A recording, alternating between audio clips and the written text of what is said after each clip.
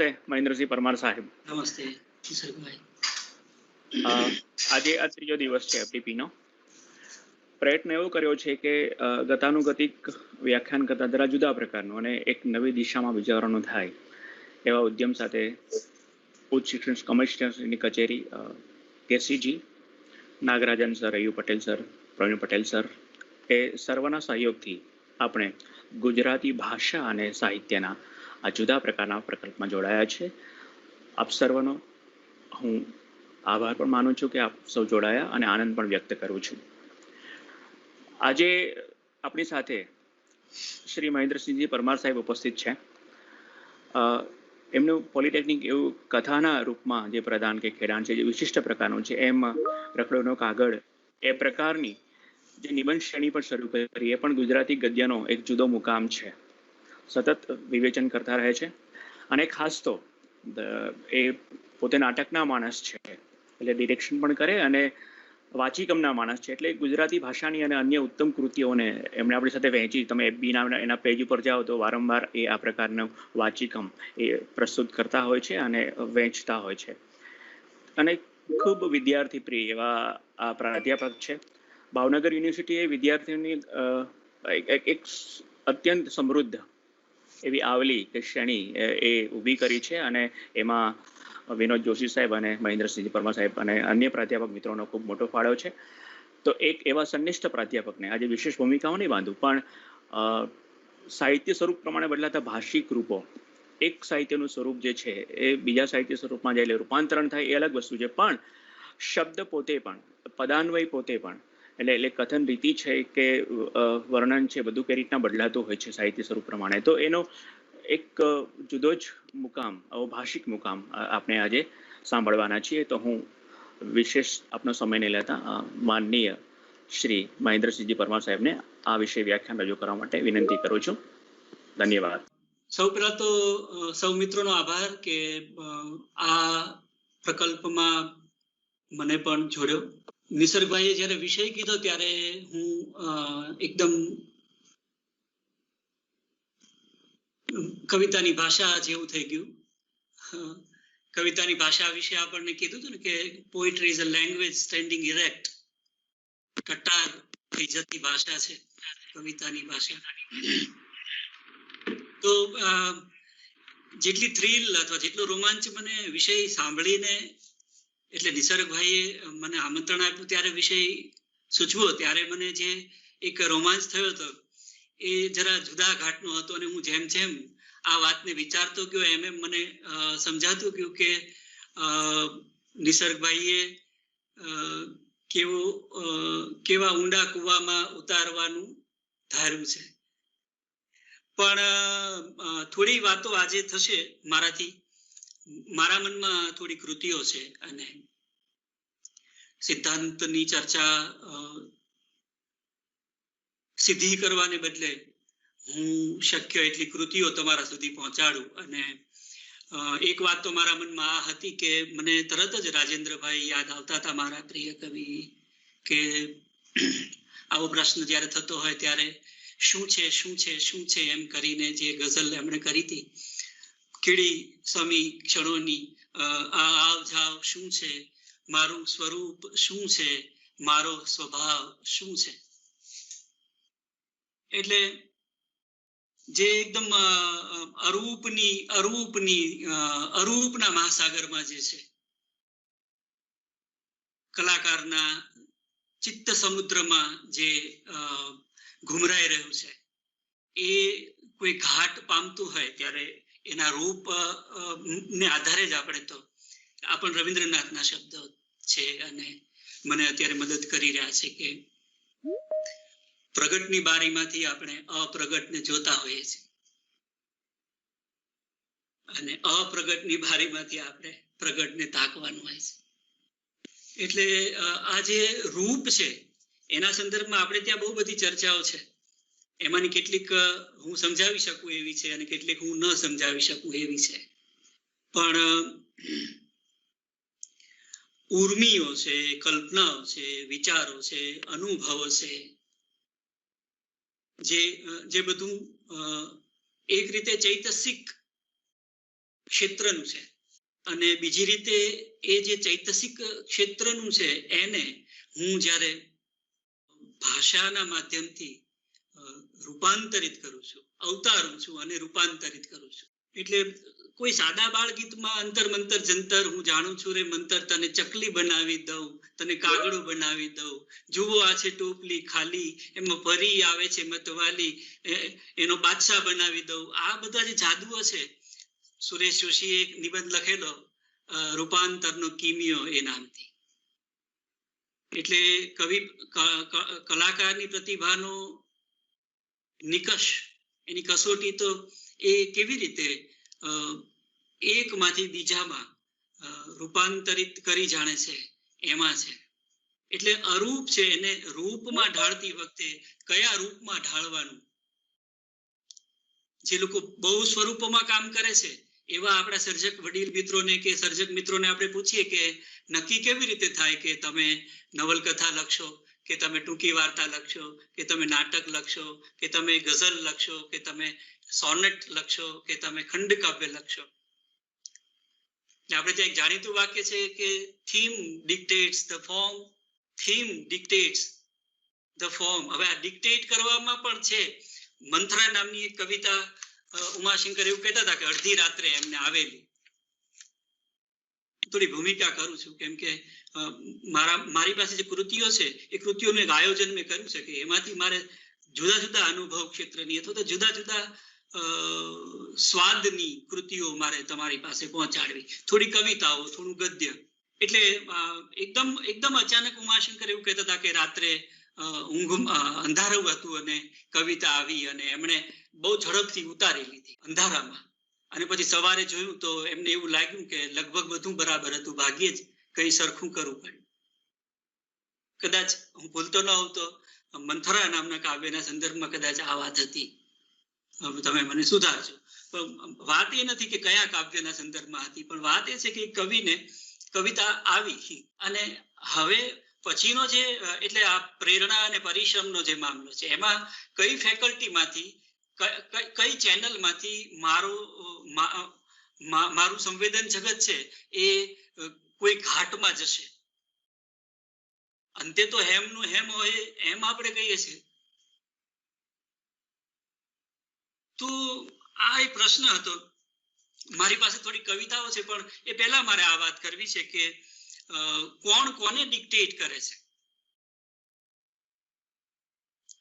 હું જ્યારે એક નવલકથા શરૂ કરું છું ત્યારે મિત્ર નિસર્ગનો હમણાંનો તાજો અનુભવ છે કે શું છે એની પ્રોસેસ.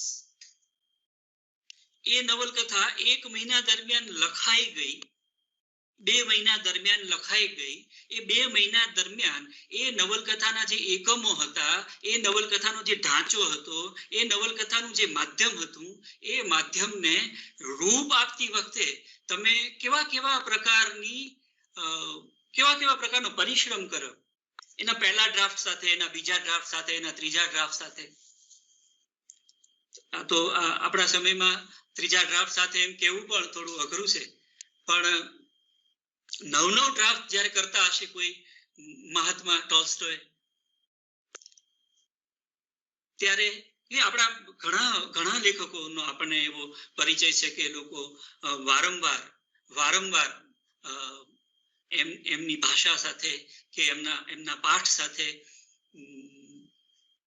પુનર્વિચાર કરતા હોય છે. તો એક આ વિચાર મારે શેર કરવો હતો કે કોઈક વાત ગઝલમાં ઝીલાય છે, કોઈક વાત સોનેટમાં ઝીલાય છે, કોઈકને સોનેટમાં જવાનું મન થાય છે. સોનેટમાં જવાનું મન થવાના કારણો છે, એક શુશ્રૂષા પોતે છે, અને બીજું કદાચ એવું છે કે વિનોદભાઈની કવિતામાં આવતું હતું કે વીજળિયું વેડી લેખણ લીધી સરસ્વતી માતા. હવે આમાં વીજળિયું અને આ વેડવી ને એ બધા જે ભાષિક પ્રયોગો છે એ આપણી ચર્ચા ખમી શકે એવા છે, અથવા તો પસંદગીના સંદર્ભમાં આપણે કવિને પૂછી શકીએ એમ છીએ. પણ એમાં આવતું હતું કે કાગળનો ખાલી ખૂણો આપજો. એટલે મારે થોડીક કવિતાઓ જે હમણાં તમારી સાથે વહેંચવી છે તે કાગળ અને કવિતા માધ્યમના સંદર્ભની થોડીક કવિતાઓ મારે તમારી સાથે વહેંચવી છે.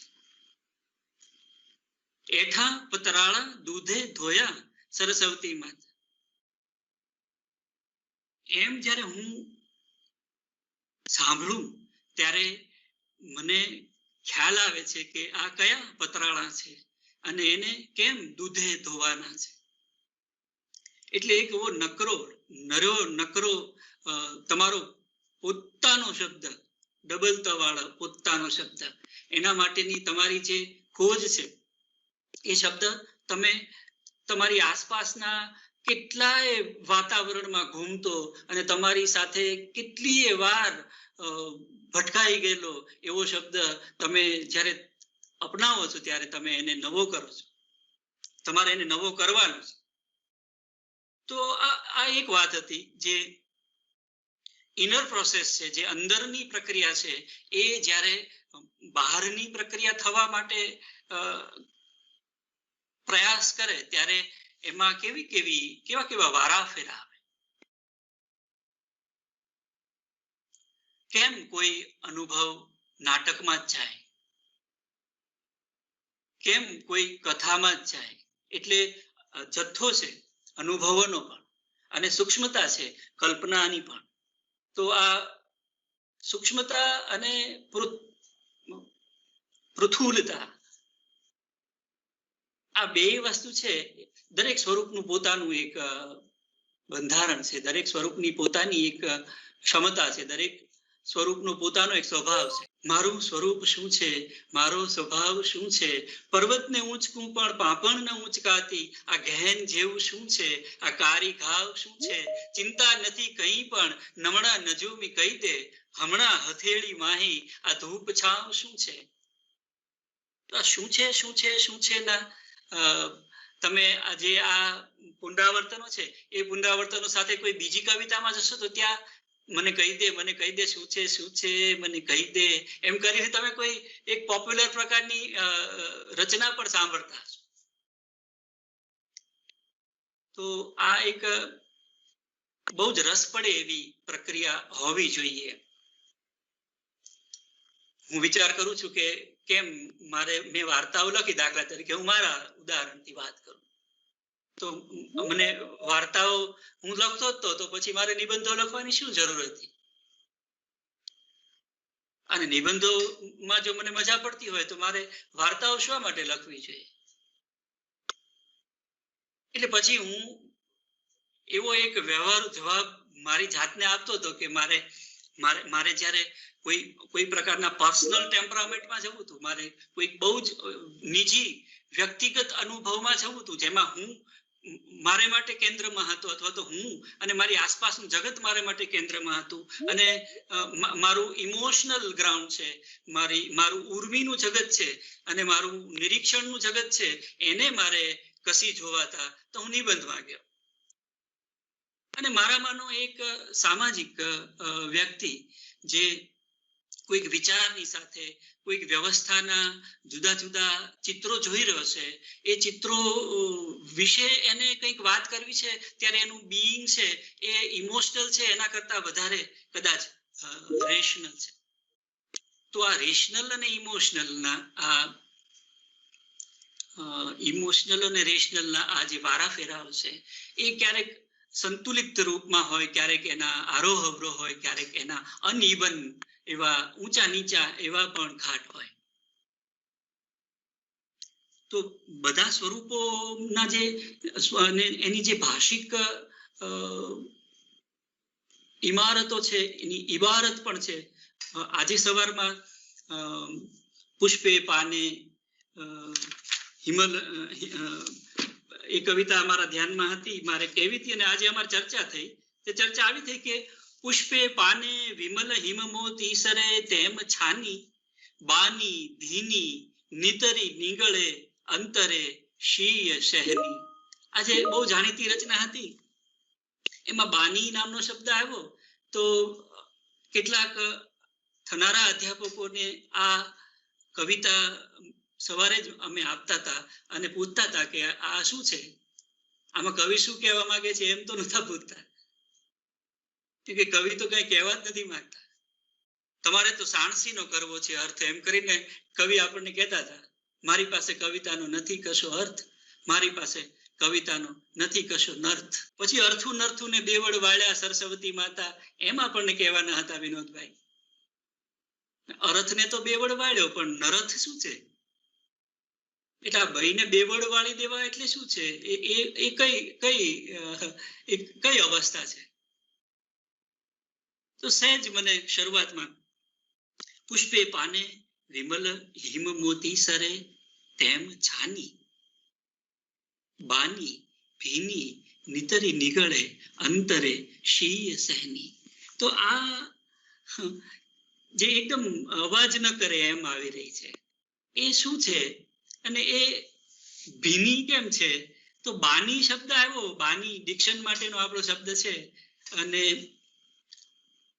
બંધ શબ્દ પણ છે આપણે ત્યાં. પ્રબળ ગતિ વિમળ મતી અતિ પામીએ રે, એમ કરીને પ્રેમાનંદ સુદામા ચરિત્રમાં એક મંગળાચરણ કરતો હતો.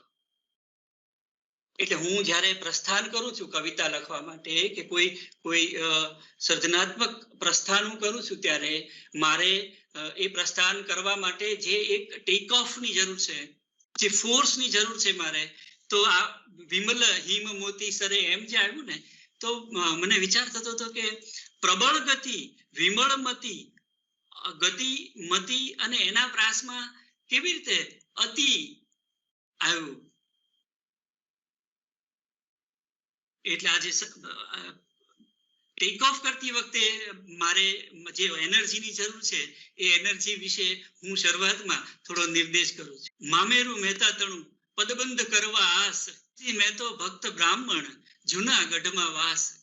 ફાંસુ નામનો એક શબ્દ, દાખલા તરીકે શો કાગળ ચિતરવો ફાંસુ, એ ફાંસુ થયું, એના પ્રાસમાં આંસુ આવતું. એ આંસુ અને ફાંસુનો પ્રાસ છે, એ આખ્યાનમાં આવતો હતો પ્રેમાનંદના.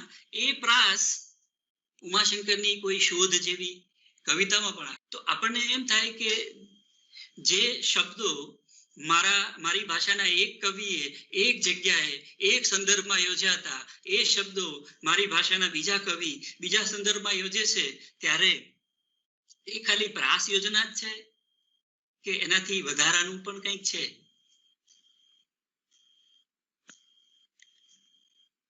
તો આ બાની શબ્દ પકડાઈ ગયો હતો, અને એમાં પછી છાની આવી, અને પછી એમાં તો પ્રાસમાં આપણી કલ્પના જ્યાં જ્યાં આપણને લઈ જાય ત્યાં ત્યાં આપણે જઈ શકીએ એમ છીએ. પણ સવારે એક મિત્ર એવું કીધું કે આ બાની છે ને, એટલે એમ કે ના, મમ્મીની એમ. એટલે બાની સાથે એમણે વિભક્તિ જોડી, અને એ દુર્ભાગ્યે આપણા એક થનારા અધ્યાપક હતા. એટલે આવા દુઃખ ગાવા જોઈએ કે ન ગાવા જોઈએ? રોઈ રોઈ કેને સંભળાવું, આવા દુઃખ કોની આગળ ગાવું, એમ કરવું જોઈએ કે ન કરવું જોઈએ? એ પ્રશ્ન છે. બાની એટલે આંખ, એવો પણ એક અર્થ થયો. સાણસીના અર્થ કરવા ગયા ને આપણે એમાં. પણ આ જે સ્વિફ્ટલી જે બંધ હતો, આ પદબંધ હતો, પદબંધ. મૂળે તો કોઈ પણ સ્વરૂપમાં આપણે જ્યારે કોઈક વસ્તુનું ગુંફન કરવાના છીએ, ત્યારે મૂળ તો આપણે ગુંફન ગોફ જ છે આ તો એક પ્રકારે. ત્યારે આ પદબંધ નામનો શબ્દ આવવાનો છે, અને દરેક સ્વરૂપનું પોતાનું એક પદબંધ છે, પોતાનો એક ઘાટ છે, પોતાની એક અપેક્ષા છે, પોતાની એક શરત પણ છે, પોતાની એક ગુંજાઈશ પણ છે. સુતર આવે તેમ તું રે, જેમ તેમ કરીને હરીને લે, એમ કહી તો દેવાય. પણ આ બધા સ્વરૂપોમાં જવાનો જે આખો સર્જકીય ઉપક્રમ હોય છે, એ ઘણો રસપ્રદ હશે એમ મને લાગે છે. અને એ દરેક જગ્યાએ હું જ્યારે એક સ્વરૂપમાંથી બીજા સ્વરૂપમાં જઉં છું ત્યારે હું સિકંદર સાની નાટક લખું છું ત્યારે હું જે રઘુવીર ચૌધરી છું, અને હું સોમતીર્થ નવલકથા લખું છું ત્યારે હું જે રઘુવીર ચૌધરી છું, એ બંને રઘુવીર ચૌધરીએ એ બંને સ્વરૂપોમાં જતી વખતે જે આશયથી એમાં જવાનું નક્કી કર્યું હશે અને એમાં ગયા પછી જે રૂપ સિદ્ધ કર્યા હશે અને રૂપ સિદ્ધ કરતી વખતે એમણે જે પ્રકારના પડકારો ભાષિક અભિવ્યક્તિના મામલે ઝીલ્યા હશે એ દરેક સર્જકની કથાઓ હશે. એટલે આપણે નવલકથા અને હું, ટૂંકી વાર્તા અને હું, કવિતા અને હું, એમ કરીને આ જે બધી ઇન્ક્વાયરીઝ કરી છે એ બધી પૃચ્છાઓમાંથી પણ આપણને બધા જવાબો મળ્યા છે ખરા? અથવા તો એ જ ખાલી જવાબો છે? 40 નવલકથાકારોએ આપણને આપ્યા જે જવાબો, કે 35 વાર્તાકારોએ આપણને આપ્યા જે જવાબો, કે 70 કવિઓએ આપણને જે જવાબો આપ્યા. તો આ એક બહુ રસપ્રદ વસ્તુ છે.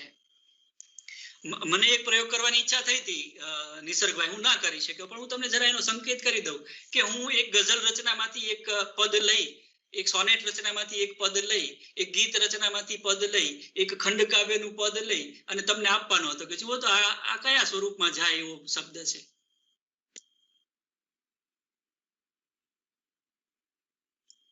પછી એક વાક્ય ઉપર આપણે જાજા પદ ઉપર જાત આપણે, અને પછી એમાંથી નક્કી થાત કે આ કેવી રીતે થયું, આ ગઝલની પંક્તિ છે કે આ ગીતની પંક્તિ છે કે આ સોનેટની પંક્તિ છે કે આ નિબંધની પંક્તિ છે કે આ નવલકથાની પંક્તિ છે કે આ નાટકની પંક્તિ છે.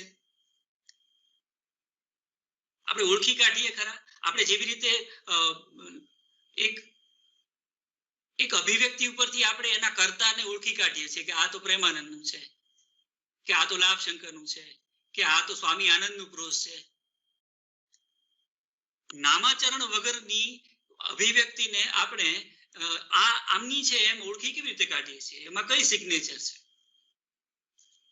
એ સિગ્નેચર કદાચ આ ભાષિક અભિવ્યક્તિની છે. એટલે ચંચી મહેતા કરતા સ્વામી આનંદને, અને સ્વામી આનંદ કરતા મોહનદાસ ગાંધીને, અને મોહનદાસ ગાંધી કરતા કાકા સાહેબ કાલેલકરને આપણે એમના નામ ન હોય તો પણ ઓળખી કાઢીએ છીએ.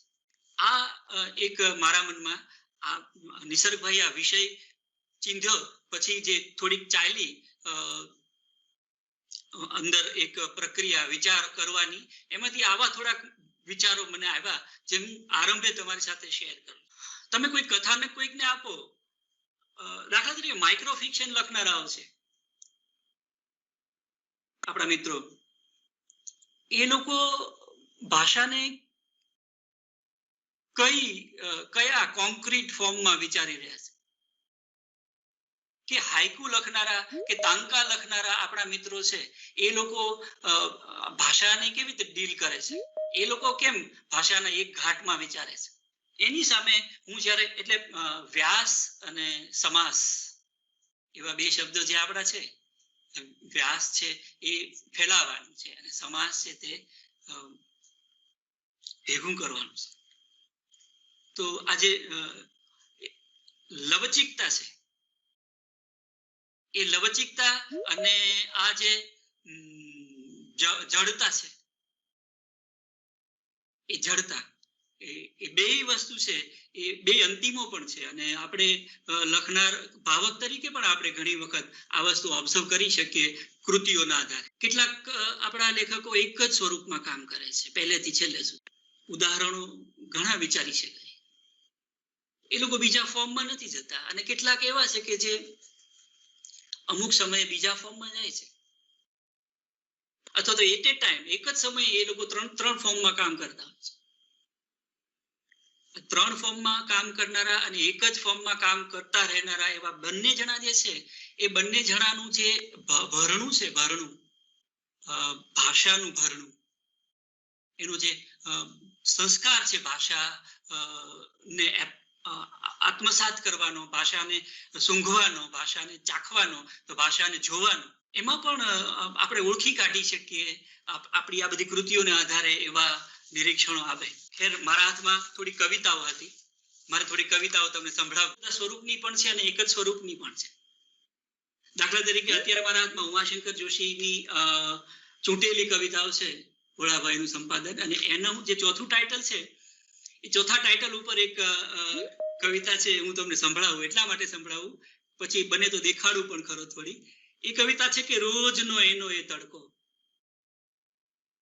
કૂદતી ખિસકોલી, ઉડતી દેવચકલી, ઊંચે ઊંચે યુકેલિપ્ટસ ને બોગનવેલિયાની વીંટળાતી રંગછોડ, પણ એકાએક, પછી એકાએક ઉપર ચેકો માર્યો છે, દેખાય છે અહીંયા. એ સ્ક્રિપ્ટ એવી રીતે આપી છે, જે પેલી લખ ભૂસ ચેર વાળી જે પ્રોસેસ છે, એ પ્રોસેસના ભાગરૂપે એ જે પદક્રમ હતો, એ પદક્રમ કવિએ બદલ્યો છે. જેમ આપણા કવિ કાંતના ખંડકાવ્યનો આપણને ખબર છે કે એક જ વર્ણના ફેરફારને કારણે આખી એમની ફિલોસોફી છે, બદલાયેલું જીવન દર્શન છે, એનો આપણને પરચો અચેતન અને ચેતન એમ કરીને. રોજનો એનો એ તડકો, કૂદતી ખિસકોલી, ઉડતી દેવચકલી, ઊંચે ઊંચે યુકેલિપ્ટસ ને બોગનવેલિયાની વીંટળાતી રંગછોડ, પણ નસોમાં એકાએક નસોમાં, એમ હતું, એની બદલે પછી કર્યું પણ નસોમાં એકાએક રુધિર વહેણે ધસતું મૃત્યુ. એ ધસતું છે એ ઉપર લખ્યું છે, જે મૂળ શબ્દ લખ્યો હતો, ક્રિયાપદ જે હતું તે ઘોળાતું એવું હતું. રુધિર વહેણે ઘોળાતું મૃત્યુ એમ હતું. પછી કવિને એવું લાગ્યું કે મારે બદલવું છે, એટલે એમણે ધસતું એમ કર્યું. તો આ કઈ શુશ્રૂષાએ, કઈ અનિવાર્યતાએ મને, હું જે રંધો મારું છું ત્યારે છેદું, ઘસું, તપાવું, શ્વસું, શબ્દ શબ્દને અવતારવા કદાચ મથું છું અવાકને. રુધિર વહેણે ધસતું મૃત્યુ, કાલે હતો તે તડકો ક્યાં છે? જો શું છે એવો પ્રશ્ન હતો, આ ક્યાં છે એવો પ્રશ્ન છે. અને એ ક્યાં છે ની ઇન્ક્વાયરીમાં પછી ગામે ગામ ગીત અમે ગોત્યું ને ક્યાંય ના જડ્યું, એમ કરીને એમની આખી મુસાફરી છે એ આપણી સામે આવી છે. તો આ કવિની એક કવિતા હું તમને સંભળાવું. કવિતાનું શીર્ષક હતું ચોખુણિયું મારું ખેતર. એટલે આપણે અનુભવ જગતના બધા એક અનુભવ ક્ષેત્રના પ્રદેશમાંથી બીજા અનુભવ ક્ષેત્રના પ્રદેશમાં કેવી રીતે, કઈ ઝડપે આપણને કવિ લઈ જાય. ચોખુણિયું મારું ખેતર નાનું, કાગળનું એક પાનું, ચોખુણિયું મારું ખેતર નાનું, કાગળનું એક પાનું, વાવાઝોડું કોઈ ક્યાંકથી આવ્યું, ક્ષણનું બીજ ત્યાં વાવ્યું, કલ્પના કેરા પીને રસાયણ, બીજ ગળી ગયું છેક, શબ્દના અંકુર ફૂટ્યા સુપલ્લવ, પુષ્પનો લચો વિશેષ, લૂમ્યા ઝૂમ્યા ફળ, રસ અલૌકિક, અમૃત ધારાઓ ફૂટે, વાવણી ક્ષણની લણો અનંતતા, વાવણી ક્ષણની લણો અનંતતા, લૂંટતા લેશ ન ખૂટે, રસનું અક્ષય પાત્ર સદાનું, ચોખુણિયું મારું ખેતર નાનું. કવિતાના અર્થઘટનમાં આપણે નથી જવું, પણ કેવી રીતે એક પ્રક્રિયા છે, એ પ્રક્રિયાને તમે, એક બીજી કવિતા છે મારા હાથમાં, દિલીપ ઝવેરીની કવિતા છે. ભાષા મારા હાડ માંસ ને હું ભાષાનો ગરાસ, મન માટીને ખેતર ખાતે ભાષા પાડે ચાસ, બીજ વેરતી જાય હેરતી લણતી ઉભા મોલ, ઢગલે ઢગલા શબ્દ ખળામાં હું ભાષાનો ફૂલ. ભાષા થઈને જંગલ ઝરણા જેમ મને દોડાવે, એકાદું તૃણ અડકું અટકું ઝાકળ ઝીણું ઝબકું, ભાષા તડકો થઈ ચોંકાવે, ભાષા પળમાં મને ઉરાડે, રમતા રહે ઘાસમાં શબ્દ. તો એક બીજા કવિ પાસે કવિતા રચનાની પ્રક્રિયા છે એ આવી રીતે આવી. કમલ વોરાની થોડીક કવિતાઓ છે દાખલા તરીકે, હવે એ જુદા સ્વરૂપની છે.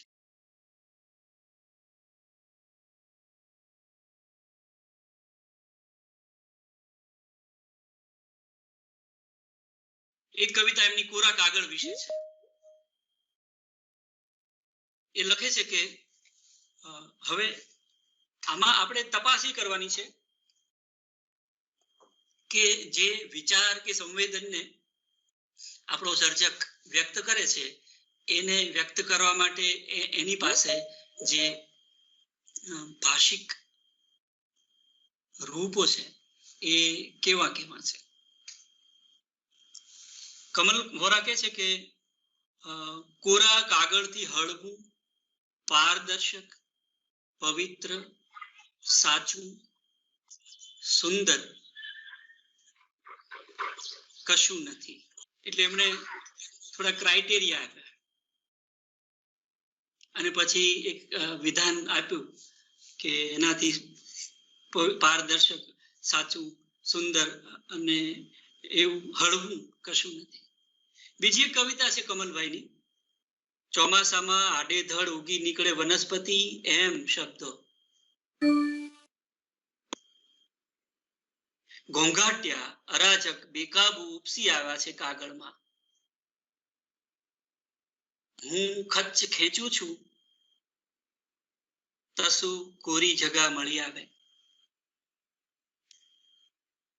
તો જે ગીત રચનામાં વિનોદભાઈ એઠા પતરાળા દૂધે ધોવાનું કહેતા હતા, એ કઈ રીતે અહીંયા જરાક આવી એક અભિવ્યક્તિમાં આવ્યું. યજ્ઞેશ દવેની એક એવી નાનકડી કવિતા મને સાથે સાથે જ યાદ આવે છે, જરા જુદી રીતે, જુદા સંવેદનની છે, અથવા તો એની વાત જુદા ક્ષેત્રમાં લઈ જનારી છે. કે એ લખે છે કે ઘાસ જરીક અમથું જ્યાં મેં ખેંચ્યું, ઓહ આટલું બધું વળગેલું તે કોઈ હોય. તો પેલા હાઇકુમાં જે ડેન્સિટી છે, ઇમેજરીની જે ઘનતા છે અને જે આમ ફેલાઈ રહી છે, એટલે તમે સઘન રીતે સિદ્ધ થયેલી હાઇકુ રચનાઓની ભાષાને તપાસો તો તમને ખ્યાલ આવે કે એ કેવી રીતે એના કેન્દ્રમાંથી છે તે ફેલાતી હોય. અક્ષરોથી ઊંચકી લેવાના પ્રયત્નોમાં રમમાણ છું. શું છે આ નિર્મમ ઠંડીગાર સફેદી હેઠળ?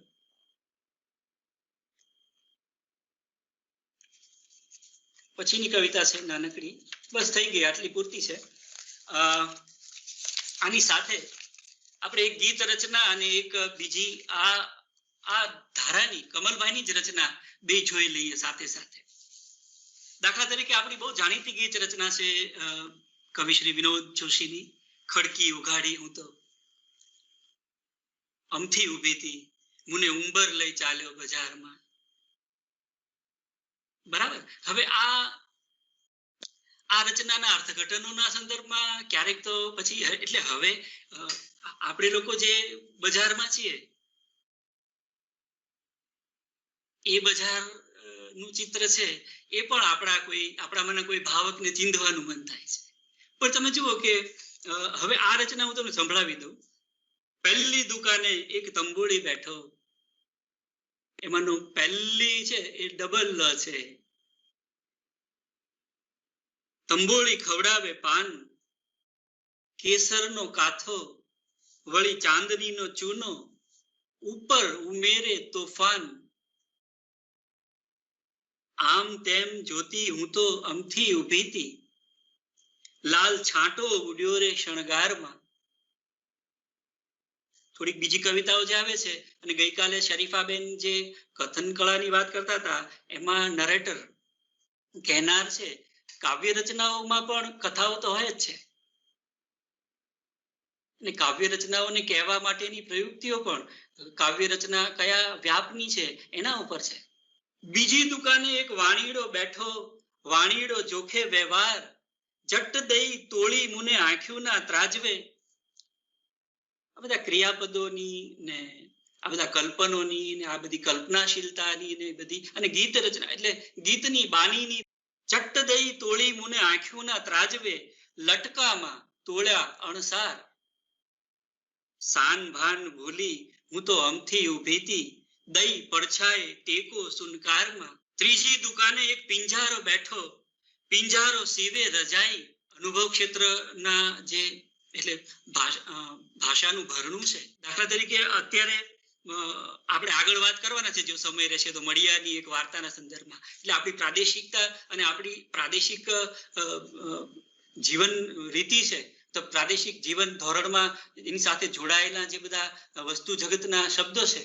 આજે પિંજારો બાનીમાં પ્રોબ્લેમ થયો આપણને. ત્રીજી દુકાને એક પિંજારો બેઠો, પિંજારો સીવે રજાઈ, બખીએ આવીને એક બેઠું પતંગિયું, સુયામાં વાગી શરણાઈ, નામ ઠામ છોડી હું તો અમથી ઊભી તી, સાવ નોધારી થઈને ભણકારમાં.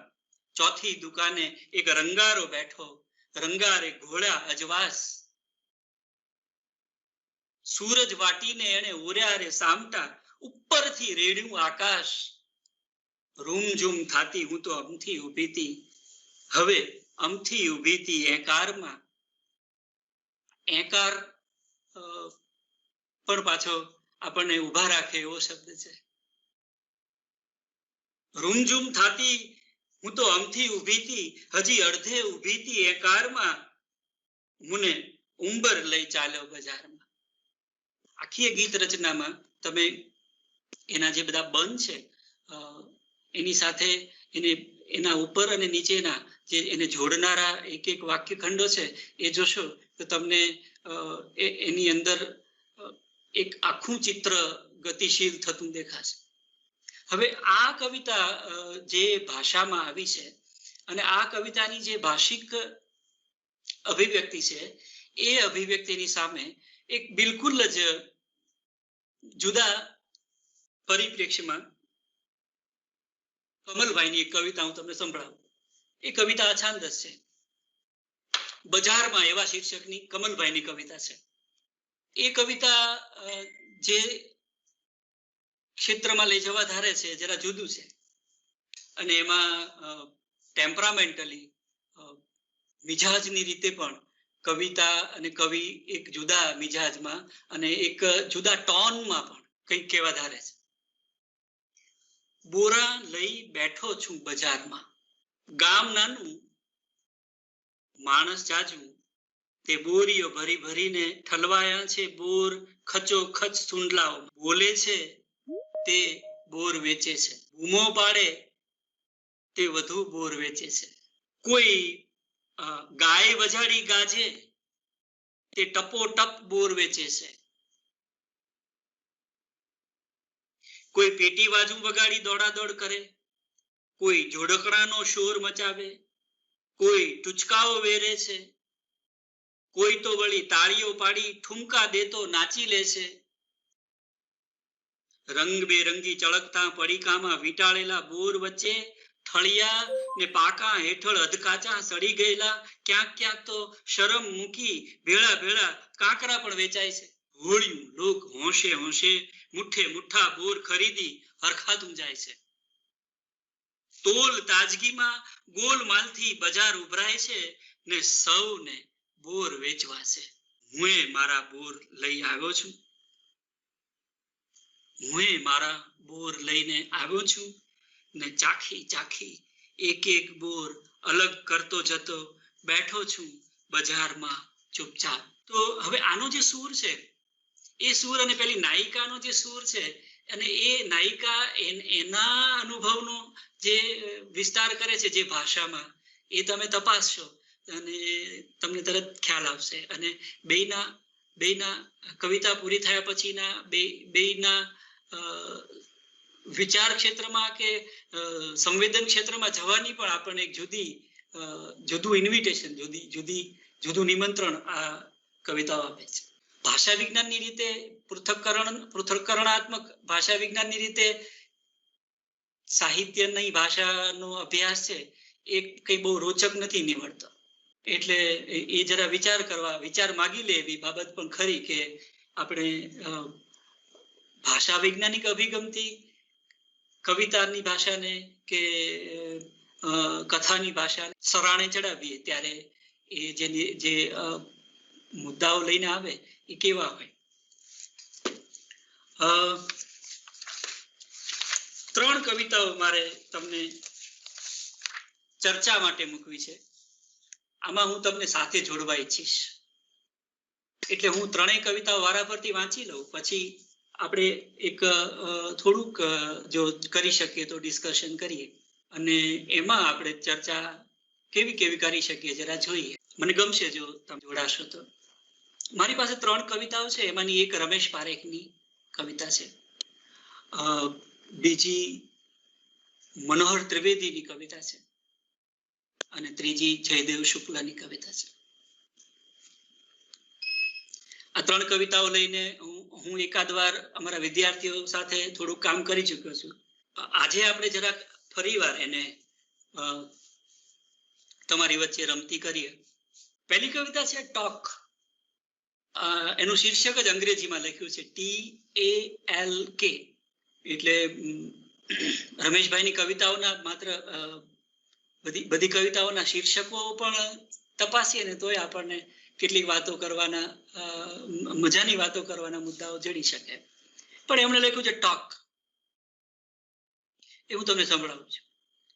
તમે મિત્રો ધ્યાનથી સાંભળીને પછી એના વિશે પ્રતિભાવ આપજો જ્યારે આપણે 3 કવિતાઓ વાંચી લઈએ ત્યારે. 231003. હલો, 231003. યસ. વાત એમ છે કે શું કહ્યું? દાંત નહીં, વાત. અરે રાત નહીં, વાત. યસ, વાત એમ છે કે શું કહ્યું? દાંત નહીં, વાત. અરે રાત નહીં, વાત. Here me. Oh no. Tear નહીં, હિયર. ન સમજાયું? Here me. Oh no, tear નહીં, હિયર. ન સમજાયું? સાલો કમજાત. Here me. વાત જાણે એમ છે કે ગાળ. ઉફ, ગાળ તો આ ફોન ને મેં દીધી. મૂળ વાત. અરે યાર, મૂળ. મૂળ. શું કહ્યું? શૂળ. ના ના, શૂળ નહીં, મૂળ. આ ડિસ્ટર્બન્સ. જરા મોટેથી, જરા મોટેથી. મેં કહ્યું મૂળ. તને સમજાયું? ધૂળ. વાત જાણે એમ છે કે તું ને હું વર્ષોથી કટ. અરે વર્ષોથી, વર્ષોથી. તો આ રમેશ પારેખની ટોક. બીજી કવિતા મનોહરભાઈની છે. કયા સ્વરૂપની છે તમે કહેજો. બહુ જાણીતી કવિતા છે. પપ્પા હવે ફોન મૂકું? તો પપ્પા હવે ફોન મૂકું?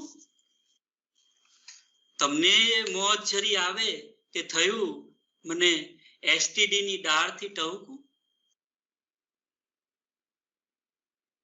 તમે કવિતા રચના એક જગ્યાએ છપાયેલી હોય મૂળ ચોપડીમાં, ત્યાંથી બીજે જાય ત્યારે બીજે જતી વખતે એની ભાષિક રજૂઆતમાં જે થોડાક ચેનચાળા થઈ જાય,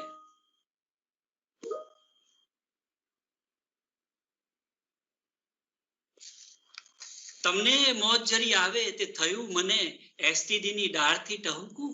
અહીંયા મને ની બદલે અને થઈ ગયું છે.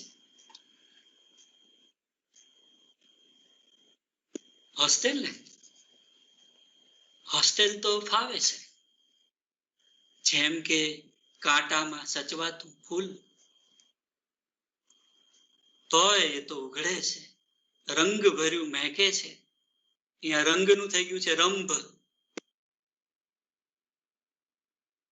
તોય એ તો ઉઘડે છે, રંગ ભર્યું મહેકે છે, ડાળખીમાં કરે ઝૂલાઝૂલ. ફાગણના લીલા કુંજાર કોઈ ઝાડવાનું પાન એમ થાય નહીં સૂકું. તો પપ્પા હવે ફોન મૂકું? મમ્મી બા જલસામાં બાજુમાં ઉભી છે. ના ના, તો વાસણ છો માંજતી. કહેજો આ દીકરીએ તારા સૌ સપનાઓ રાત પડે નીંદરમાં આંજતી. સાચવજો, હોળી છે, ચિંતાળુ, ભૂલકણી, પાડજો ના વાંકું કે ચૂક. શું લીધું? સ્કૂટર ને? ભારે ઉતાવળા. શમ્મુ તો કહેતો હતો ફ્રીજ. કેવા છો જીદ્દી? ને હપ્તા ને વ્યાજ, વળી ઘર આખું ઠાલવશે ખીજ. જાજી તે વાતુના ગાડા ભરાય, કહું હાયકુમાં એટલે કે ટૂંકું. પપ્પા હવે ફોન મૂકું? આ બીજી રચના હતી. હવે ત્રીજી રચના જયદેવભાઈની છે. એનું શીર્ષક છે પપ્પા બોલો ને. કોણ? હલો પપ્પા, કેમ છો? મજામાં બેટા. તમારો પત્ર આજે જ મળ્યો? હા. પપ્પા, રાજા, દુર્ગા, અનુપ બે ભાઈ શું કરે છે? તને ખૂબ યાદ કરે છે. તમે?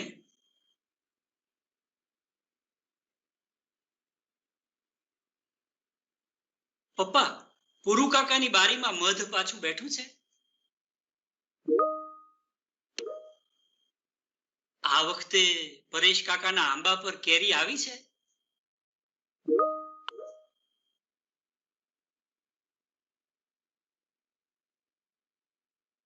તમે સાંભળો છો ને પપ્પા?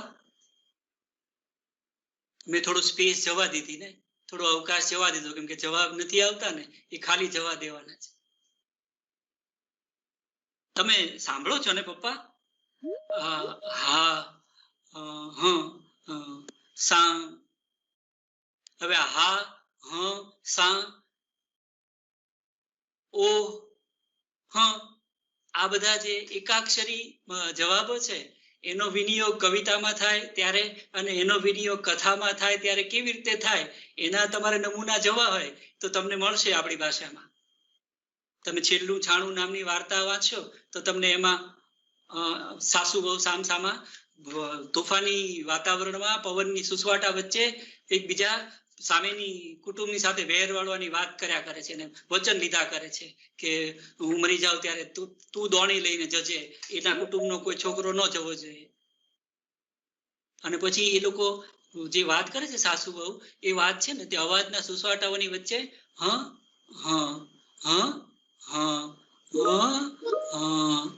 એમ આવ્યા કરે છે. તો એક એકાક્ષરી નો પણ એક અર્થ છે.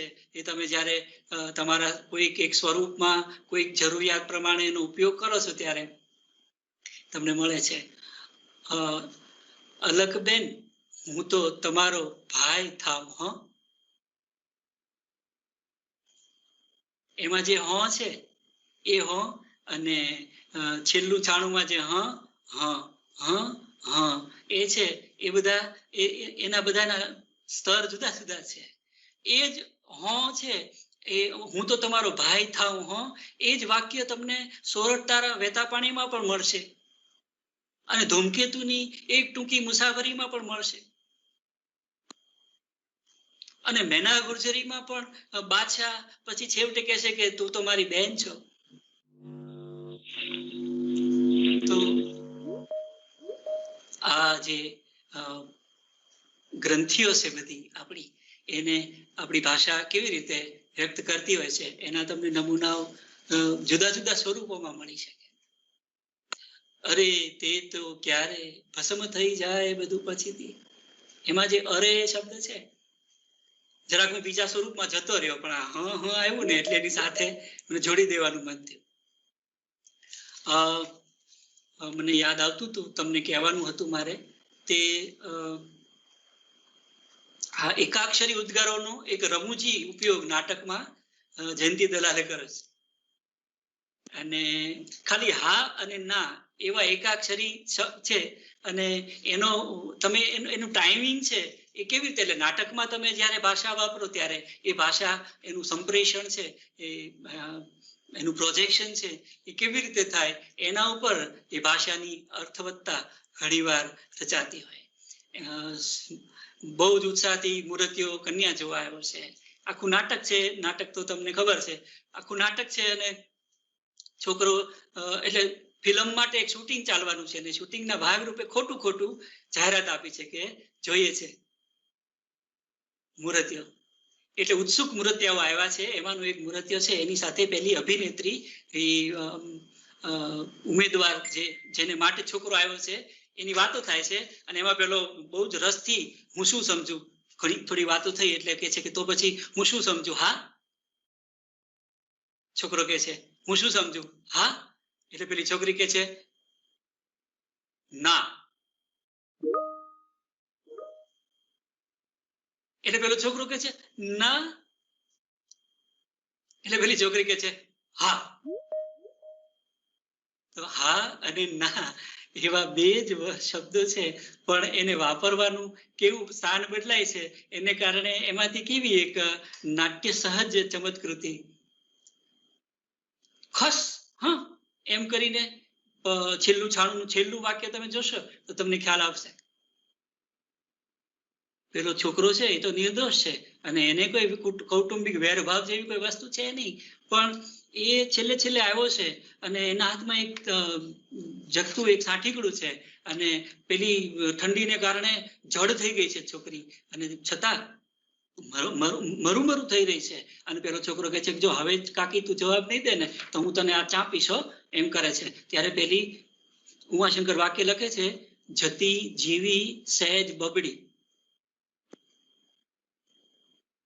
જતી જીવી સહેજ બબડી ખસ હા. તો આજે તિરસ્કાર આરોપિત કરવામાં આવ્યો હતો પરંપરાગત રીતે. એ આરોપિત કરેલો તિરસ્કાર છે એ ઉદ્ગારમાં વાર્તામાં કેવી રીતે આવ્યો છે, તમે છેલ્લું છાણું વાર્તા વાંચશો તો તમને ખ્યાલ આવશે. બાપ દીકરો વાત કરતા હતા, એમાંથી આપણે સાસુની વાતમાં જતા રહ્યા. પપ્પા પુરુ કાકાની બારીમાં મધ પાછું બેઠું છે. આ વખતે પરેશ કાકાના આંબા પર કેરી આવી છે. તમે સાંભળો છો ને પપ્પા? હા. પંખીઓ માટેની પાણીની ઠીપ ભરો છો ને? બેટા રોજ ભરાય છે. પણ બેટા તને ચશ્મા ફાવી ગયા? તમે નવા નંબર કઢાવવાના હતા તે ધ્યાન રાખજો.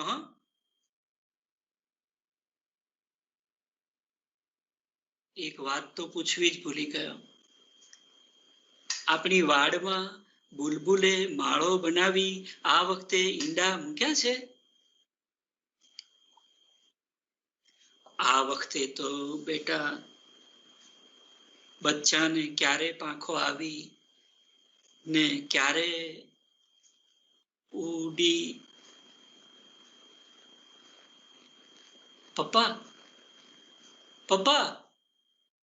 બોલો ને. તો આ ત્રીજી કવિતા હતી. ત્રણેય કવિતાઓ છે એ તમે જુઓ છો કે લગભગ વાતચીતના વ્યવહારની છે, અને એનો ત્રણેય કવિતાનો વાગ વ્યવહાર છે એ પોતપોતાની રીતે જુદો છે. ત્રણેયમાં ફોન કરનારા અને ફોન રિસીવ કરનારા, અને ત્રણેયમાં જે જગ્યાએથી વાત ચાલે છે એ જગ્યા પણ પોતપોતાની રીતે તમે ઓળખી કાઢો એવી છે.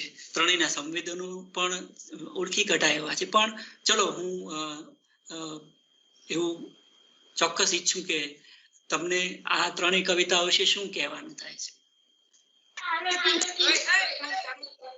ફોન ચાલુ છે. શું કીધું? મૂળ ધૂળ.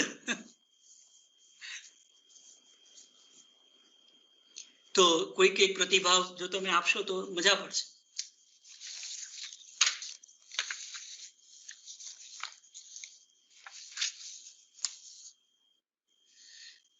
આમાંની એક કવિતાના કથક છે, કોલર છે, કોલર. રમેશભાઈની કવિતામાં કોણ ફોન કરે છે અને કોને ફોન થાય છે? તમે ઓળખી શકો છો કે આમાં ફોન કરનાર કોણ છે અને ફોન રિસીવ કરનાર કોણ છે? સેન્ડર અને રિસીવર, કોલર અને રિસીવર. વાગ વ્યવહાર છે એના બે છેડા તો લગભગ નક્કી જ છે ને, કોલર અને રિસીવર. તો એમાં જે બોલનાર છે એ બોલનારની ભૂમિકા શું છે અને એને શું પ્રોબ્લેમ છે, સાંભળનારને શું પ્રોબ્લેમ છે? ટોક એવું એનું નામ આપ્યું છે. અને કે છે કે વાત જાણે એમ છે કે તું ને હું વર્ષોથી કટ. શું વર્ષોથી? એટલે આ કયો વિચ્છેદ છે? આ કયું કમ્યુનિકેશન છે? મારી સાસુએ એમ કીધું કે બેડા ભરી મેલ, હું ભોળી એમ સમજી, તું તો બેન બહુ ભોળી, હું ભોળી એમ સમજી કે બેડા ફોડી મેલ. મારી સાસુએ એમ કીધું કે કોડમાં દીવો મેલ, હું ભોળી એમ સમજી કે સોડમાં દીવો મેલ. તો આ ટેલિફોન છે એ તમારો ટચ સ્ક્રીન ટેલિફોન નથી. હજી તમારી કવિતાઓમાં તમારા સંદેશા વ્યવહારના ઉપકરણો પણ સમયે સમયે કેવી રીતે બદલાતા આવ્યા છે એનો પણ સંકેત મળે છે. પહેલી કવિતા છે તો એમાં એનો જે ડાયલિંગ નંબર છે એ પણ રસપ્રદ એવો છે. આજે તો હવે 10 ડિજિટનો છે ડાયલિંગ નંબર. ત્યાંથી શરૂ કરીને એમાં જે પદાવલી છે, એમની જે બાની છે, એમાં જે રીતે ભાષા મિશ્ર થતી આવી છે, એમાં હિયરના પ્રાસમાં ટીયર આવ્યું છે.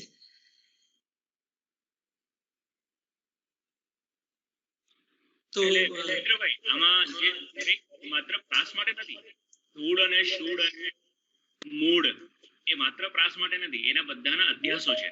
રાતમાં બને એટલે હા, એટલે એ ચર્ચા કરે તો સહભાવકો તો મજા પડશે. અને એટલે એ હા એટલે એ તો it goes with the poem itself. એ મૂળ શૂળ અને ધૂળ છે એ ખાલી પ્રાસ તો નથી જ. અને એ તો આપણે બધા એક્સપ્લેન કરી શકીએ એમ છીએ કે તો પછી શું છે. એટલે જેને આપણે સંદેશા વ્યવહાર કહીએ છીએ, એ સંદેશા વ્યવહારમાં આપણે સંદેશો કયો આપીએ છીએ અથવા તો લઈએ છીએ. નિસર્ગભાઈએ સાચું કીધું કે એ બધી જ જગ્યાએ જે લિસનિંગ ફેકલ્ટી છે એ તો માત્ર ટેલિફોન ના માધ્યમને કારણે જે ઊંધું સાંભળે છે એવું તો નથી. પણ એ તો ટ્રીક છે ને આપણા કલાકારની. લગભગ 10 મિનિટ સુધી એક ધારું બોલ્યા પછી તમે તમારા જીવનની શ્રેષ્ઠ પળો છે એ કહી દીધી હોય, પછી તમે સામેની વ્યક્તિને પૂછો ત્યારે તમને ખબર પડે કે એ તો બધીર છે. તો તમને થ્રી સિસ્ટર્સની એક સિચ્યુએશન એમાંથી મળે કે પેલો આંદ્રે છે એ છોકરો કારકુનને પોતાના જીવનની કહાણી કહે છે, અને પછી એને ખ્યાલ આવે છે ત્યારે તો મોડું થઈ ગયું છે કે પેલો તો સાંભળતો નથી. એટલે ઘણીવાર આવા કટ થઈ જનારા અથવા તો આ બધી ધૂળ મૂળ ને શૂળમાં અટવાયા કરતા એવા આપણા એક અનુભવ ક્ષેત્રને કવિતાના માધ્યમમાં આપણે આવી રીતે લાવી શકીએ. એ જ રીતે બીજી કવિતાની પણ આપણે વાત કરી છે કે મને એવું હતું કે તમે લોકો કોઈ ભરત કે કોઈ આમાં જોડાય તો મજા પડે. જેમને હું ઓળખું છું એવા કેટલાક મિત્રો છે, આમાં નામ જોઉં છું તો. હવે જુઓ કે તમે જ્યારે વાત કરવાનું કોઈ એક બીજા વ્યક્તિને સોંપો ત્યારે એ વ્યક્તિનું જે બંધારણ છે એ બંધારણ અને લખનારનું જે મનોબંધારણ છે એ બેય વચ્ચેની સમતુલા પણ આપણે સંતુલનનો મહિમા કરીએ છીએ, સિમેટ્રીનો, કળા પ્રવૃત્તિમાં. તો એ સંતુલન છે એ કથન કેન્દ્ર તમારું પસંદ થાય તો એને આધારે પછી તમારી ભાષા પસંદ થાય. એ ગઈકાલની વાતને આગળ વધારી શકાય એવી છે. હવે તમે આ પપ્પા હવે ફોન મૂકું નામની કવિતા જોશો તો તમને ખ્યાલ આવશે કે ત્રીજી કવિતામાં જે ડાયલોગનું ફોર્મ છે એ ડાયલોગના ફોર્મ કરતા પહેલી કવિતાનું જે ડાયલોગનું ફોર્મ છે એ ડાયલોગના ફોર્મ કરતા આ ત્રીજી કવિતાનું ડાયલોગનું ફોર્મ, બીજી કવિતાનું ડાયલોગનું ફોર્મ, દરેકના સંવાદનું જે રૂપ છે તે જુદા જુદા છે. એક કવિતામાં બે વાક્યોની વચ્ચેનો અવકાશને ઉપસાવ્યા કર્યો છે કવિએ. થોડી વારનું મૌન છે.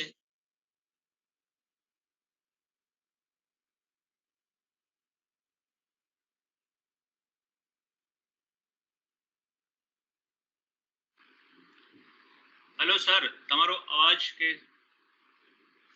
કનેક્ટિવિટીનો પ્રશ્ન છે? મારો અવાજ આવે છે તમારા સુધી? હેલો હેલો, તમારો અવાજ આવે છે પણ સરનો અવાજ નથી આવતો સાહેબ. હું સરને પૂછું છું કે મારો અવાજ પહોંચે તમારા સુધી? Okay okay done. હવે વચ્ચે હું પાછો વિરામ લઈ, મને આમણે જોડો ખવડાવી દીધો મીટ વાળાએ. તો આપણી વાત આ હતી કે હવે આ વાતચીત જે છે એમાં જે કોલર છે એ બદલાયા છે અને એમાં છોકરીનો અવાજ છે અને પિતા સાથેની વાત છે અને એને કારણે આખી કવિતાની જે પદાવલી બની છે એમાં અને બાપ દીકરી વચ્ચેના સંબંધનું જે એમાંથી ચિત્ર આવ્યું છે એમાં અને જીવન ધોરણનું પણ જે ચિત્ર આવ્યું છે એમાં એની ભાષા મદદ કરે છે. પણ ત્યાં આગળ હું જે વિચારતો હતો ને કથા સિદ્ધાંતના સંદર્ભમાં એ કવિતાને પણ કેવી રીતે લાગુ પડે કે કવિતાની જે કલ્પનાશીલતા હોય, કવિની જે કલ્પનાશીલતા હોય એને જે સહસંબંધકો સૂચતા હોય એ સહસંબંધકો જ્યારે એ પોતાના પાત્રોને આપે ત્યારે એનું જે વિગલન થાય. એટલે તમે ઘણી વાર કહો છો કે કવિએ નથી બોલવાનું, કવિતાએ બોલવાનું છે, એમ ઘણી વાર કહેતા હોય છે. આપણને પ્રશ્નો થતા હોય છે કે મનુષ્ય પોતાની દ્રષ્ટિ છોડીને બીજાની દ્રષ્ટિએ જોતો થાય તો અડધું જગત શાંત થઈ જાય. આવા એક વિચાર ઉપર એની પણ એક નોંધ મેં કરી છે આપણી કથા સામગ્રીના કેટલાક ભાષિક પ્રયોગોની. તો આ કવિતામાં એસટીડીની ડાળથી ટહુકતી હતી છોકરી અને કેવું મહેકતી હતી, રંગભર્યું મહેકતી હતી, કેવી રીતે જાણે ડાળખીમાં ઝુલાઝુલ કરતી હોય એમ. એટલે એજ ગ્રુપની રીતે આ જે બાળા છે એ બાળાનો જે સંસ્કાર છે એ સંસ્કાર એની બાનીમાં કેવી રીતે આવ્યો છે અને એની બાનીમાં આવ્યો છે ત્યારે કવિની બાની પણ હળવે કરીને કેવી ઓવરલેપ થયા કરે છે એનો નમૂનો તમને આમાં મળશે. સાચવજો, ભૂલી છે. બીજું, જ્યાં તમે ફોન પર વાત કરતા હો ત્યારે સમાંતરે જે બીજો અવકાશ ઉભો થાય છે તે બીજી વર્તણૂકોનો અને બીજા વ્યવહારોનો. એને તમે લાભશંકર ઠાકરના હસમુખ બારાડીના ટેલિફોન નામના એકાંકીમાં જોશો. સંદેશા વ્યવહારના ઉપકરણ ઉપર ભાષિક અભિવ્યક્તિ કરવાની કૃતિઓના સંદર્ભમાં તમે હસમુખ બારાડીનું ટેલિફોન નામનું નાટક જોશો કે તમે રમત નામનું લાઠાનું નાટક જોશો તો તમને ખ્યાલ આવશે કે ઉપકરણ તરીકે ટેલિફોનનો ઉપયોગ કરીને તમે વાતચીતના સ્તર ઉપર જ્યારે જુદા સ્વરૂપમાં જાઓ છો ત્યારે તમારી ભાષાનું પોત કેવી રીતે બદલાય છે અને તમે કવિતામાં કરો છો ત્યારે તમારી ભાષાનું પોત કેવી રીતે એક ઘાટનું થાય છે. તો આ 3 કવિતાઓ હતી. ત્રીજી કવિતામાં એક ખાલીપો હતો, એક પ્રકારનું જોરાપો હતો. એ જોરાપો બીજી કવિતામાં પણ હતો. પહેલી કવિતામાં એક પ્રકારનો આપણે કહીએ કે અણગમો હતો, એક પ્રકારનો કંટાળો હતો, બોર્ડમ હતું, એક પ્રકારનું નહીં કમ્યુનિકેટ થઈ શકવાનું બોર્ડમ હતું.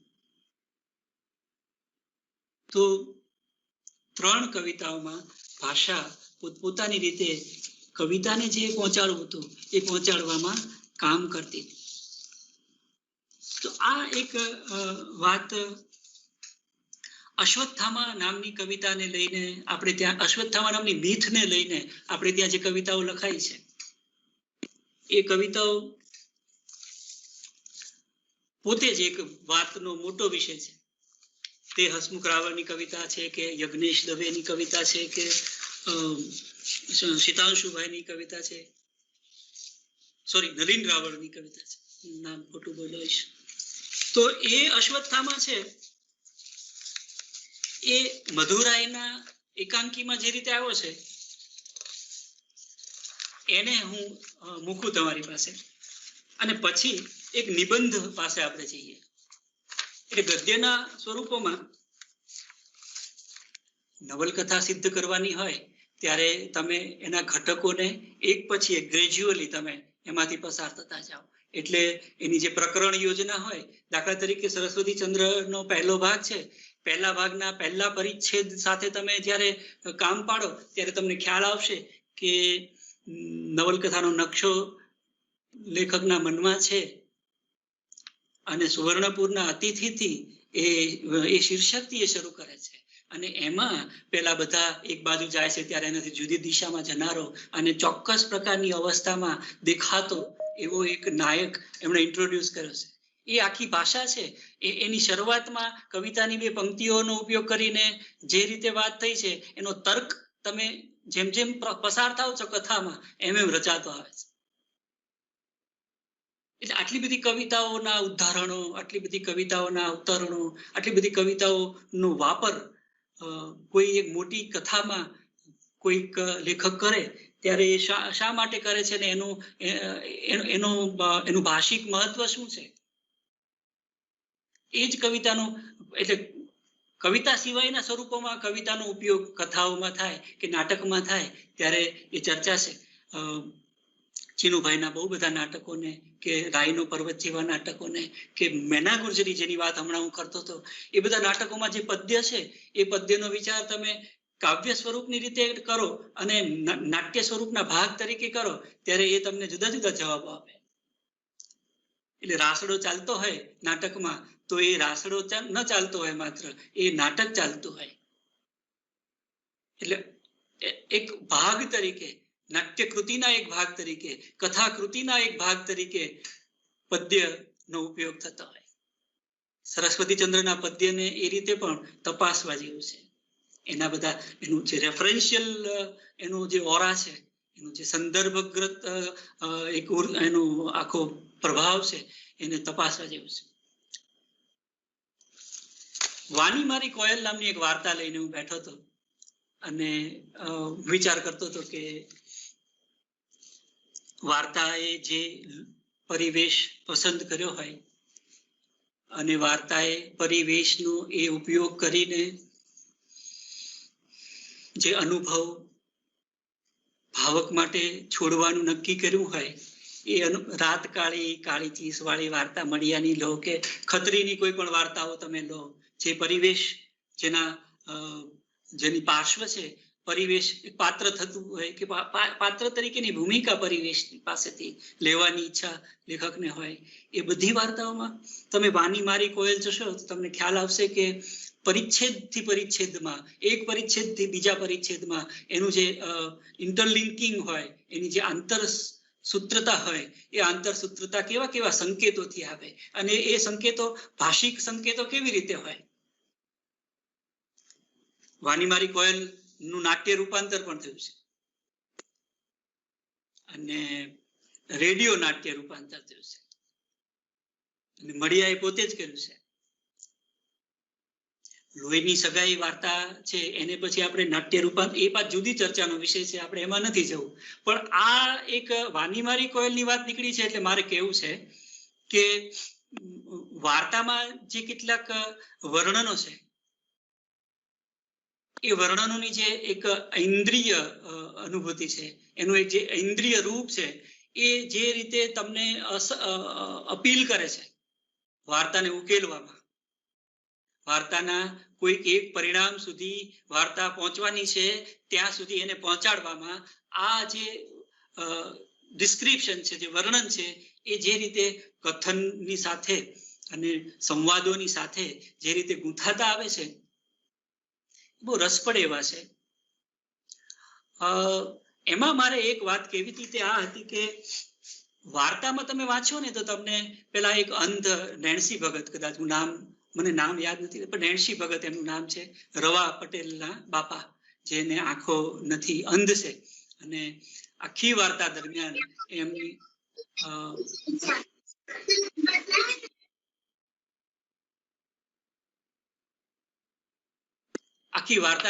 એમની વાડી ઉપરની હાજરી છે, એ હાજરી સક્રિય રીતે અને નિષ્ક્રિય રીતે જે કામ કરે છે, નિષ્ક્રિય રહીને જે રીતે કામ કરે છે, અથવા તો એક એટલે એમાં કેવું છે કે એ ફોરગ્રાઉન્ડિંગ અને બેકગ્રાઉન્ડિંગ થયા કરે છે એ વાર્તામાં. મારી ઈચ્છા હતી કે એ વાર્તાની સાથે એના નાટકના રૂપની થોડી ચર્ચા હું કરું, પણ એનો એક સંકેત કરીને હું એ વાત ઉપરથી બીજે જતો રહું. આ નેન્સી નું જે અનુભવ જગત છે એ સેન્સ ઘ્રાણેન્દ્રિયથી ચાલે છે, અને વાર્તામાં એવી અસરકારક રીતે એ સૂંઘ્યા કરે છે એની આંગળીઓ, અને એ આંગળીઓ સૂંઘવાનો એની જે બોડી લેંગ્વેજ છે, એનો વારંવાર વાર્તામાં 3-4 વખત સંકેત થયા કરે છે. અને એ સંકેત ફાઇનલી જ્યારે પેલી છોકરી ઘડિયાળા સાથે રતિ કરે છે અને પછી અફીણ દેવા આવી છે, ત્યારે એના શરીરમાંથી જે સ્મેલ આવે છે, એ સ્મેલને આધારે પેલો ડોસો પામી ગયો છે કે કશુંક બની ગયું છે. એ આખી વાર્તા તમે ભાષાના ઉપક્રમથી જો તપાસશો તો તમને રસ પડશે. બહુ જ રસ પડે એવી રીતે ભાષિક પ્રયોગો એ વાર્તાના છે. કેટલાક શબ્દો કાઢી લઈએ અને એને બદલે બીજો શબ્દ વાપરીએ તો એ વાર્તાનો અનુભવ કેવો રહે, એ પણ પ્રયોગ કરવા જેવો એ વાર્તામાં. પણ મારે જે કહેવું હતું તે આ હતું કે આ જે સ્મેલ છે, એનો અનુભવ છે, એ વાર્તામાં ભાષાના માધ્યમથી જે પ્રતીતિ વાળો બન્યો છે, એ પ્રતીતિ વાળો નાટકમાં નથી બન્યો. એટલે નાટકની ભાષાનો પાછો એક બીજો, હું નાટકનો વિદ્યાર્થી છું એટલે રહી રહીને મને નાટકની ભાષામાં જતા રહેવાનું ગમે, પણ નાટકની ભાષા તો ખુરશીની ભાષા છે, ટેબલની ભાષા છે, ફોટાની ભાષા છે, ખોટાની ભાષા છે, એવું બધું છે. પણ આ સ્મેલ નામનો જે અનુભવ છે, એ સ્મેલ તમે દૃશ્ય કળાઓમાં, એટલે ચિત્રકળા છે, દાખલા તરીકે નિસર્ગભાઈ ચિત્રકળા સાથે જોડાયેલા છે, તો એક ગુલાબનું ફૂલ છે, એની સ્મેલ મને ચેલેન્જ કરે છે ચિત્રમાંથી, કે હું એ લઈ શકું કે કેમ. આ વાર્તામાં સેન્સીસની રીતે, ઇન્દ્રિય બોધની રીતે, ભાષાના ઉપયોગથી ઇન્દ્રિય બોધ કરાવી શકવાની જે સફળતા લેખકને મળી છે, એમાં મને રસ પડ્યો. અને એટલી બધી અપીલિંગ છે, એટલી બધી સ્પર્શી જાય એવી છે, અને એટલી બધી પ્રતીતિજનક છે, કન્વિન્સિંગ છે, કે એક જેસ્ચર ખાલી એક વાક્યમાં એક નિર્દેશ થાય અને તમે એ સેન્સ કરી શકો. જો એ વાર્તામાં જે ડિસ્ક્રિપ્શન છે ને, એક પેરેગ્રાફ હું તમને સંભળાવું ગદ્યમાં, એ આવું છે. પ્રહલાદ પારેખની એક કવિતા હતી, ઘાસ અને હું નામની. જ્યાં સુધી પહોંચે નજર ત્યાં સુધી બસ ઘાસનો વિસ્તાર છે, ને પછી આકાશ કેરી નીલ રંગી ક્ષિતિજ કેરી ધાર છે. 4 વીઘામાં પથરાયેલ શેરડીના લીલાછમ પાંદડાના પડથારમાં ઉત્તર દખણના વાયરા આવે ત્યારે એકમેકને આલિંગતા ઉભેલા સાંઠાઓના પોપટિયા રંગના સાગરમાં જાણે કે દરિયાના મોજાની લહેરો ઉત્પન્ન થતી. તારા આદમીઓની આંખો ઠરતી અને કહેતા, ધરતીએ પણ પેટ કાઢ્યું છે, ધરતીએ પણ પેટ કાઢ્યું છે ને કઈ, ધૂળમાંથી ધાન પકવે છે. ભોમકાને કુંવારી અમથી નહીં કીધી હોય. તો આ સાંઠાઓના ચિત્રો, પવનની હારે ડોલતા એ સાંઠાઓના ચિત્રો, અને એનો આ એક પ્રાકૃતિક નિર્દેશ છે, વર્ણનાત્મક નિર્દેશ. એ વાર્તા પૂરી થાય ત્યારે જરા જુદી રીતે જુદા સંકેતોમાં વિરમવાનું છે. તો વર્ણનો ભાષાના એ પણ વાર્તાનું પરિણામ લાવવા માટેના સંકેત તરીકે કેવી રીતે કામ કરી શકે. ખત્રીની બહુ બધી એક ટૂંકી મુસાફરી નામની વાર્તાની હું વાત કરતો. એ વાર્તાનું જે ટોન છે એની ભાષામાંથી આવ્યું છે. અને એ વાર્તા જો તમે સાંભળો તો તમને ખ્યાલ આવે કે કેવી રીતે ક્રમશઃ એક વાર્તા ઉઘડતી જાય અને તમે હસતા હો અને તમને ખબર ન પડે એ રીતે તમને બહુ જ ટ્રેજિક મોમેન્ટની સાથે એ ભટકાડી દે. તો આ થોડી કથાઓ હતી, એમાંથી એકાદી કથા વિશે આ વાત કરવી હતી. અશ્વત્થામા એકાંકીમાં જે વાગ્મીતાનો ઉપયોગ મધુરાએ કર્યો છે, અશ્વત્થામા યજ્ઞેશ દવેના કે અશ્વત્થામા બીજા કોઈ કવિતા સ્વરૂપમાં જે રૂપ લઈને આવે, આ એક સંવાદ મારે તમને સંભળાવવો છે. કેવી રીતે તમે પૂરા કથામાંથી તમારી કથામાં જઈ શકો. આગળનો સંવાદ છે એ નથી બોલતો, પણ કૃષ્ણ કહે છે કે અશ્વત્થામાએ કીધું કે ક્યારે અમે વિશ્વ વ્યાપારમાં હસ્તક્ષેપ કર્યો કેશવ, ઉત્તર દો. નાટકની ભાષા છે ને એ તમને ઇન્વાઇટ કરે, એની સાકાંક્ષ વધારે હોય અને વાક પ્રતિવાકમાં જ ચાલતી હોય. ઉત્તર દો. કૃષ્ણ કહે છે કૌરવોની કુટિલતાની પુષ્ટિ કરી, એમના ષડયંત્રોના ઉપકરણ બન્યા. પરિત્રાણ નાટકની ભાષાને તમે તપાસો. વ્યાસોચ્છ્વાસ નામે દિલીપ ઝવેરીના નાટકની ભાષા તમે તપાસો. મહાભારતને મીથ તરીકે ઉપયોગ કરીને આપણે ત્યાં જે નાટકો લખાયા છે એ નાટકોની ભાષા તમે તપાસશો તો તમને ખ્યાલ આવશે કે કેમ એ ભાષા અમુક ઘાટની છે. દિલીપભાઈએ એમના નાટકમાં એ જે ભાષાની તમારી અપેક્ષા છે, ફ્લેવરની તમારી અપેક્ષા છે, એ તોડી નાખી છે. એટલે તમે બીજી ક્ષણે દ્રૌપદીને ગાળો બોલતી છે. કૌરવોની કુટિલતાની પુષ્ટિ કરી, એમના ષડયંત્રોના ઉપકરણ બન્યા. કૃષ્ણ કહે છે, અશ્વત્થામા કહે છે કોણ કૌરવ, કોણ પાંડવ, કોણે કપટ કર્યું, કોણ મર્યું, કોણે કોની હત્યા કરી. પોતાની પત્ની પરિવારના પોષણ માટે દ્રોણે આશ્રય સ્વીકાર્યો. રાજ્ય પરિવારના વિભેદમાં એકાએક એમને માથે કૌરવોની રક્ષાનું અને એમના વિજયનું ઉત્તરદાયિત્વ આવી પડ્યું. નિર્ભેળ નિર્લેપ ભાવે ધર્મનું પાલન કર્યું. અમારો અપરાધ તો જન્મ લીધાનો અપરાધ હતો. અમારો દોષ રાજ રમતોના જ્ઞાતા ન હોવાનો દોષ હતો.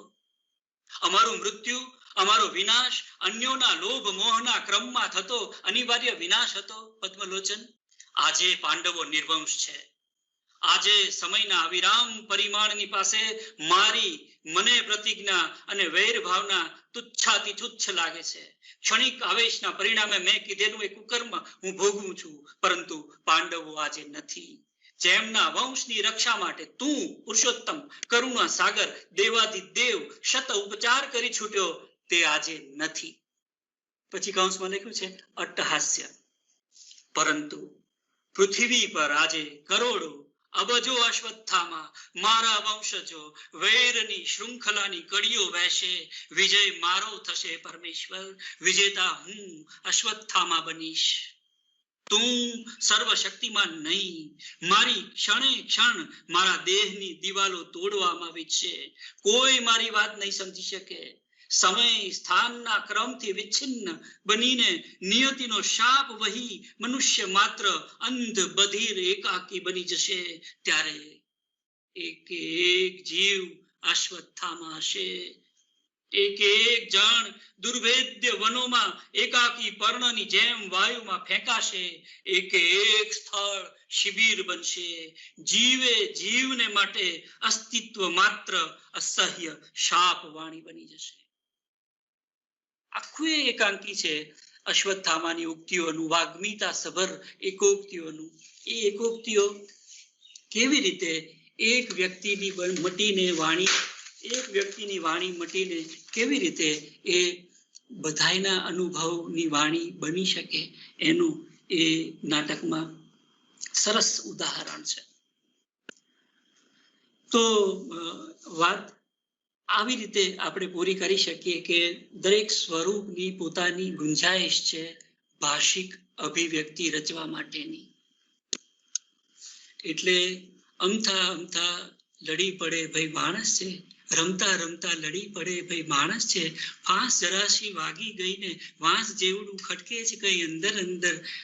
આ રચનાઓ છે તમે ઘણી વાર કહો છો કે ગીત અનુમાં ગઝલ છે કે ગઝલ નુમાં ગીત છે.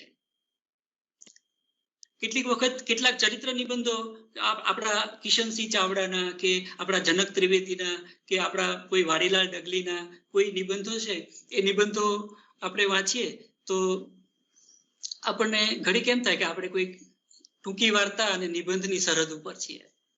એટલે પછી એને ડિફરન્શિએટ આપણે કેવી રીતે કરીએ કે આ કયા સ્વરૂપની કૃતિ છે. તો એમાં જે એના હુંનું જે કેન્દ્ર હોય એ કઈ માત્રામાં કેવી રીતે ઊભું છે એને આધારે આપણે ડિફરન્શિએટ કરીએ. દાખલા તરીકે જે એક નિબંધ મારે તમને સંભળાવવો છે ફાઇનલી, જે થોડો દૃશ્ય શ્રાવ્ય રૂપમાં છે, અને હું કોશિશ કરીશ કે હું શેર કરી શકું સ્ક્રીન અને તમને સંભળાવી શકું. તે નિબંધ રચના છે. એ નિબંધ રચનામાં હવે ટૂંકી વાર્તામાં આપણે જે ઇન્દ્રિય બોધની વાત કરતા, એ ઇન્દ્રિય બોધ જે ભાષામાં આવતો હતો એ ભાષા ટૂંકી વાર્તાએ નક્કી કરેલા કોઈક એક કથાનકને કે કોઈક એક પ્રસંગને કે કોઈક એક પાત્રને કોઈક ને કોઈક રીતે ફરી વળતી હશે અને એને ઊંડાણમાં લેતી હશે. આ જે ભરત નાયકનો નિબંધ મારે તમને સંભળાવવો છે અને મારી વાત આજે પૂરી કરવી છે, એ નિબંધ 8 મિનિટનો છે. એટલે એનું ગદ્ય છે એ વાંચતા 8 મિનિટ થાય છે. પણ એમાં બોલીના પ્રયોગો, એમાં બે સમયના સન્નિધિકરણના પ્રયોગો, એમાં કલ્પનના પ્રયોગો, એમાં ક્રિયા વર્ણનો, એમાં અવાજ, 6-7 પ્રકારના જે અનુભવો છે એ જે રીતે પ્રોઝમાં આવે છે એ હું તમારી સાથે શેર કરું. શ્રી ભરત નાયકનો લલિત નિબંધ. જન્મ.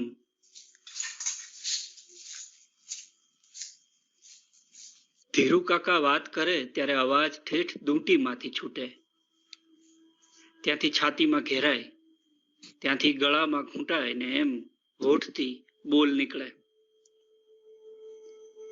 સાંભળે એને ધીરુ કાકાના હોઠ ગળામાં હોય એવું લાગે. એ હોઠના બોલ ભેગી એમની આંખો પોળી થાય, નાકના ફોયણા ફૂલી જાય, લમણે નસ ફૂલવા લાગે. અવાજ બરુની સાંઠી ભાંગતી હોય એવો કરકરો ક્રક લાગે, તીર છૂટે એવો સોંસરો હોય. વળી બોલતી વખતે ધીરુ કાકાની બાંય વગરની ખાદીની બંડીના બટન ખુલ્લા હોય એટલે એમના દેખાતા પાંસળા ઊંચા નીચા થાય. બોલેલું અધૂરું રહી ગયેલું એમના હાથના ઊંચા નીચા થતા, આઘા પાછા થતા, આપણા ખભે હળવેથી હેતથી મુકાતા પંજા પૂરું કરે.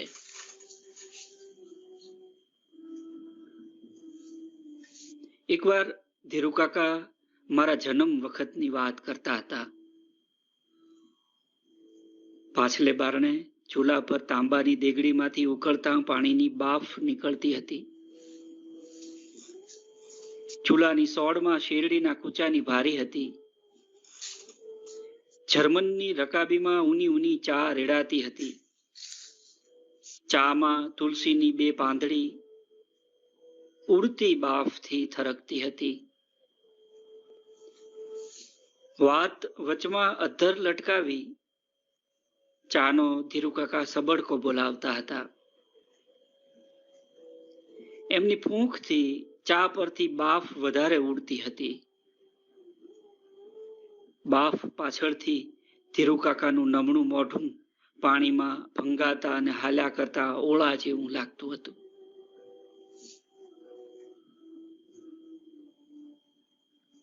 ભાઈ, તું વાત જ જવા દે. તારી બા હોસ્પિટલ પહોંચી કેમ કરતા એ તો એનું મન જાણે. હરાવણનો વરહાદ. વરહાદ એટલે હકહ વરહાદ. આપણે ત્યાં એક જ બલિયો. રાતનો વખત. તારી બા કઠણ, બો કઠણ. ચાલવા માંડ્યું પેટ પકડીને. ગામ વાળા કે ખાટલા પર લાખીને લઈ જાઓ. ફરિયામાં ખાટલો મળી રહેતે, પણ ભાભી તારી બા ઈ કે ગામના ને જોણું અમથા જ લાયખા કરે. કહેવાની વાત. એટલે છે તે જાતે જ મેલાવી મૂક્યું. બાપુજી તારા રેલવેની લાઈન ઉપર, એટલે હંગાતમાં હું એકલો. હાથમાં ફાનસ, હેલી એવી ચઢેલી. વરહાદ બંધ થવાનું નામ નહીં લે. ધીરુકાકાની વાતમાંથી વચમાં મને એક ધારા વરસતા વરસાદના અવાજ સંભળાતા હતા. પવનના સુસવાટા, વીજળીના કડાકા સંભળાતા હતા. પાણી કેડ સમાણા ઉભરાય ને મારી બા એમાં ચાલે એના અવાજ સંભળાતા હતા. ફાનસના અજવાળામાં વરસાદના છાંટા દેખાતા હતા. અડખે પડખે વાડ તે કાંટિયામાં ચીમાઈ જતા આગિયા દેખાતા રહ્યા.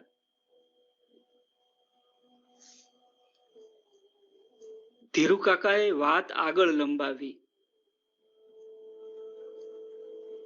પાણીમાં ચાલેલો કે કોઈ દાડો? ચાલી જોજે ની, ખબર પડે. ચાલે ચાલે ને તાના તાં. પાણીમાં રસ્તો હો ની ખૂટે. પાણીમાં કાંટિયા તણાઈ આવે તે હું ધારિયાથી ઘેડું. ભાભી કાંટિયા ની જુએ, ચડતું પાણી ની જોવે અંધારું. હાથમાં પેટ ઊંચકીને ચાલે. છેલ્લી વાડીવારી માતા પાસે પાણી અહીંયા છાતી લગણ હકે. મારા એક હાથમાં ફાનસ,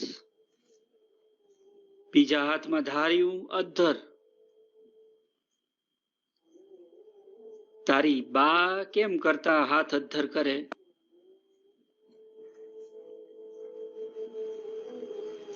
આગળની વાત સોપો પડી ગયેલો એમાં દટાઈ ગયેલી. ધીરુકાકાનો ડૂમો હૈડામાં બેઠો તે હૈડો નીચે દબાઈને પાછો ઉંચકાઈ આવેલો. એમની આંખો એકદમ આઘી નીકળી ગયેલી. મારી ને ધીરુકાકા વચ્ચેના સોપામાં તમરાના અવાજ ભરાઈ ગયેલા. વચમાં ધીરુકાકાએ રકાબી કુંડીમાં ધોવા નાખેલી. ચૂલામાંથી બળતું ઈંધણ ખેંચી બીડી પેટાવેલી. બધે બધ ધુમાડા ભરી દીધેલા. એમના બાવડામાં રસોળી હતી એ થરકી ગયેલી.